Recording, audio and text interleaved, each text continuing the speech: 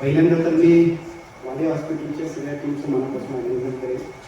अभिनंदन एवढ्यासाठी की महाराष्ट्रात आणि देशामध्ये सुद्धा अत्यंत आदरानं ज्या हॉस्पिटलचं नाव रोशन झालं ते वाडी हॉस्पिटल, आणि त्यामुळे साहजिकच आपल्या सगळ्यांचं काम हे आमच्या सगळ्यांच्यासाठी खूप अभिमानाचं आहे. परंतु त्याच्याही पेक्षा आजचं काम हे खूप महत्त्वाचं आहे. बऱ्याच वेळा असं होत असते की हॉस्पिटल्स हे फक्त व्यावसायिक अँगलनं काम करत असतात.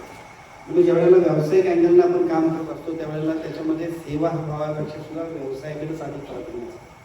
परंतु आजच्या कार्यक्रमाच्या निमित्तानं जागतिक अवयव दिनाचा हा कार्यक्रम, त्या निमित्तानं ज्या पद्धतीने रिद्धेने स्थितीने या ठिकाणी एक खूप चांगल्या पद्धतीचं आपल्या सगळ्यांच्या समोर गणपतीचा प्रेझेंटेशन केलं, गणपती गीताचं, आणि त्या निमित्ताने खऱ्या अर्थानं आपल्या सगळ्यांची भावना सुद्धा त्या निमित्तानं आमच्या लक्षात.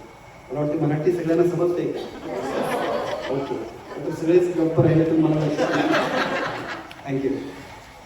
ज्या पद्धतीने रिद्धेने स्थितीने या ठिकाणी स्वतःला प्रेझेंट केलं ते बघितल्यानंतर हॉस्पिटलनं चांगलं काम करायचं ठरवलं तर काय होऊ शकतं त्याचं उत्कृष्ट उदाहरण मी तुम्हाला पहिल्यांदा सलाम करतो.